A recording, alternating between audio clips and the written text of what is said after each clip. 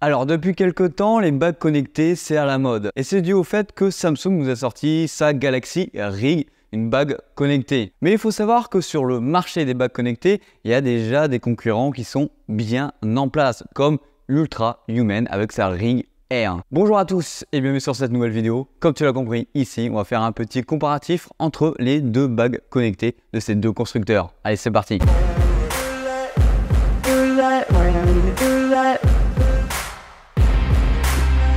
Bien sûr, comme d'habitude, n'hésite pas à t'abonner et à liker pour voir plus de vidéos de ce genre à l'avenir, sachant que pour moi, c'est nouveau les bagues connectées. Et surtout que c'est une très belle alternative aux montres connectées, sachant que moi, je n'apprécie pas trop les montres connectées dû à leur autonomie qui est vraiment très faible et dû au fait que j'apprécie avoir une vraie montre au poignet. Bon allez, c'est parti, viens avec moi, on va venir comparer ces deux bagues. Alors du coup, côté taille de bague, chez Samsung, c'est-à-dire sur la Galaxy Ring, juste ici, on peut aller de la taille 5 à la taille 13, alors que sur l'Ultra Human, on peut aller de la taille 5 à la taille 14. Alors, il faut savoir que les millimètres entre les deux tailles diffèrent un petit peu. On a à peu près 1 mm de différence si on avait deux tailles 9 de chaque côté pour chaque bague. Côté Samsung, les couleurs qui sont proposées, c'est le noir titane, l'argent titane et l'or titane. Côté de l'Ultra Human, on a plus de couleurs, mais moins de titane. On a le titane brut, le noir, le gris mat, l'or et la couleur argent. Alors, côté capteur, on a seulement 3 capteurs, on a un accéléromètre, un cardiomètre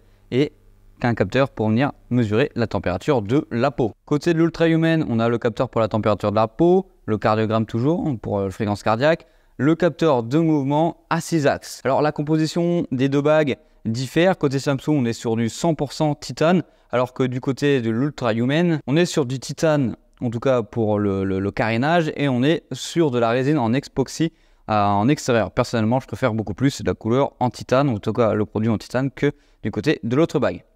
Alors pour vous donner une idée, ici à gauche on est sur une taille 9 chez Samsung et à droite on est sur une taille 10 chez Ultra Human. Donc ça peut paraître normal qu'elle paraisse un petit peu plus gros, même si dans l'ensemble l'Ultra Human est plus grosse, plus lourde, etc. On va parler très brièvement de l'autonomie. Samsung annonce jusqu'à 7 jours d'autonomie sur la Galaxy Ring. Si tu vas regarder mon test, on est plus sur 5 jours et demi.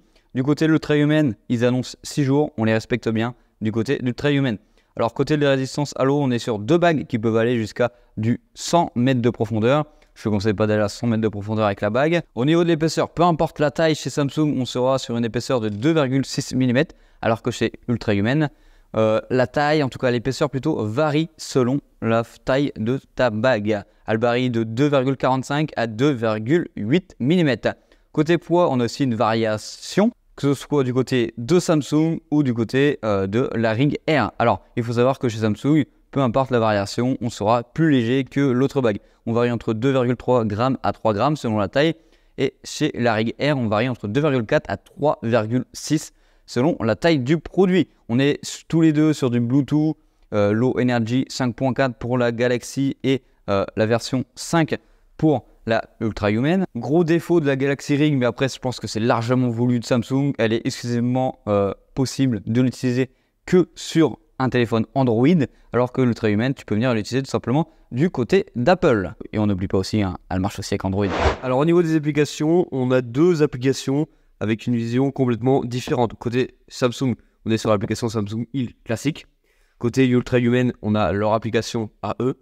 On peut voir que du côté de Samsung, à vue d'œil, ça paraît quand même beaucoup plus simple et beaucoup plus lisible de compréhension, même si à gauche, on pourrait penser qu'on a beaucoup plus d'informations sur notre santé, et c'est le cas. On a quand même beaucoup plus d'informations, beaucoup plus de détails côté Ultra Human sur l'application. Prenons par exemple, tout simplement, le stress. Allez, on va aller sur le stress sur les deux applications. Par exemple, ici, on est sur le stress sur 2 journées avec 2 individus différents. Tout simplement, on est ici pour voir les données qui sont affichées sur les applications. Tu peux voir que de côté de Samsung, on est toujours sur quelque chose d'assez très simple et d'assez compréhensible. Voilà, tout simplement. Du côté de Ultra Human, on a beaucoup plus d'informations sur l'application. Par exemple, ici, l'endroit où on doit se relaxer, etc. Combien de temps on a été stressé, combien de temps on a été stimulé, combien de temps on a été détendu sur la journée. Quand on descend, tu peux voir qu'on a par exemple le breakdown. Par exemple, pour le sommeil, ça ressemble à ça sur les deux applications. Tu peux voir qu'encore côté Ultra Human, on a quand même beaucoup d'informations, mais ne t'inquiète pas, cette fois-ci, côté Samsung, on a aussi beaucoup d'informations. On a des deux côtés la même courbe, tout simplement pour te dire si on a bien dormi ou non. Ici, tout simplement, on a la qualité de notre sommeil, en tout cas l'autre sommeil total, le temps au lit et le sommeil réparateur. Quand tu descends côté Samsung, tu as les mêmes données, tout simplement, la durée, la récupération, le repos et la récupération mentale, etc., le cycle de sommeil. Côté Ultrahuman, tu peux voir que tu as pratiquement les mêmes données qui ressortent. Ici, par exemple, tu as la température, mais de côté Samsung, tu vas venir descendre plus bas pour avoir la température de la peau. Donc, tu vois qu'on a à peu près les mêmes données côté sommeil, mais qui sont dispatchées d'une manière assez différente sur les deux applications. Je trouve que côté Samsung, c'est beaucoup plus compréhensible, même si, en vrai, si tu t'y penches un petit peu, du côté de l'Ultrahuman, c'est aussi assez compréhensible là-dessus. Alors, côté du mouvement, ou on pourrait même dire de l'activité quotidienne du côté Samsung et du côté Ultrahuman, ça ressemble à ça. Tu vois qu'ici, on a plusieurs étapes, le nombre de pas, etc. Juste en dessous, on va venir descendre. Côté Samsung, on a le pas, la durée de l'activité. Ici, c'est Ultrahuman, on a l'heure d'activité, les calories qui ont été consommées. Donc, tu peux voir que quand même, tu as deux approches différentes sur l'application et aussi deux approches différentes du côté des deux bagues. Côté d'Ultrahuman, je trouve qu'on a quand même beaucoup plus d'informations et surtout, on a des plugins qui viennent s'implémenter tout simplement par le métabolisme. De toute façon, je te les ai présentés juste avant. Donc, tu as des plugins en plus sur l'application que côté Samsung, on n'en a pas. Mais côté Samsung, c'est quand même beaucoup plus facile à comprendre, entre guillemets, pour le commun des mortels.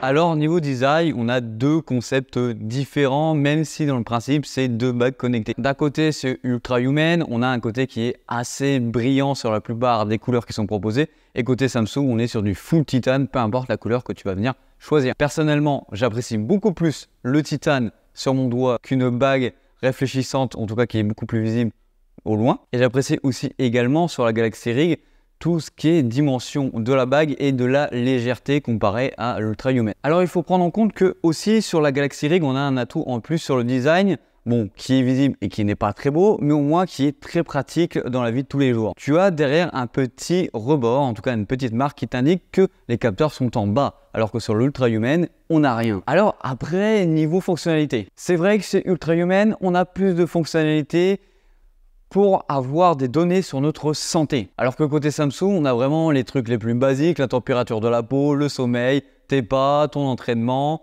et la fréquence cardiaque par exemple. Alors que du côté de Ultrahuman, on a beaucoup de fonctionnalités et surtout beaucoup plus de fonctionnalités qui vont arriver. Ah, et j'ai oublié aussi concernant la charge. Moi personnellement, je préfère avoir le boîtier de la Galaxy Ring qu'un chargeur fixe comme l'Ultrahuman. D'avoir un boîtier style rechargeur d'écouteurs pour sa bague et le recharger qu'une seule fois par exemple dans le mois et recharger tout le temps sa bague dessus sans qu'on soit sur une prise fixe, je trouve ça beaucoup plus agréable et beaucoup plus polyvalent. Alors là où ça peut venir fâcher, c'est surtout sur le prix de la bague de chez Samsung.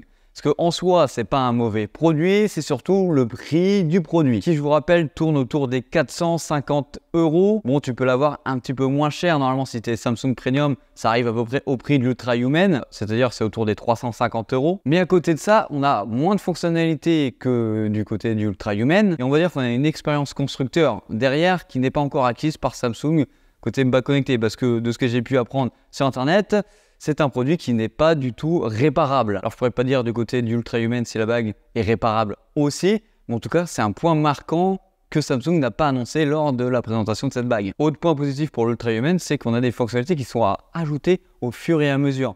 Côté Samsung, j'ai pas trop vu d'annonce là-dessus, donc à voir, et surtout que les grosses nouveautés à mon avis qui seront utiles et qui auraient déjà dû être sorties sur la Galaxy Ring actuellement, comme le paiement sans contact, arrivera sur la Galaxy Ring 2. Après, il y a une autre question que je me pose, c'est ce côté des deux bagues. Le marché de l'occasion sur les bagues connectées, je ne le connais pas et à mon avis, c'est très difficile de revendre sa bague connectée, sachant qu'il faut que tu aies une bonne taille de doigt et il faut que tu aies une taille de doigt, on va dire, commun pour la plupart des gens si tu veux la revendre. À mon avis, ce genre de produit, ça se revend surtout avec les reprises constructeurs si tu veux venir changer pour le nouveau modèle. Voilà, en tout cas, j'espère que cette vidéo t'aura plu. N'hésite pas à t'abonner et à liker. Comme d'habitude, c'est Hugo sur la chaîne Gigatop. Allez, bisous.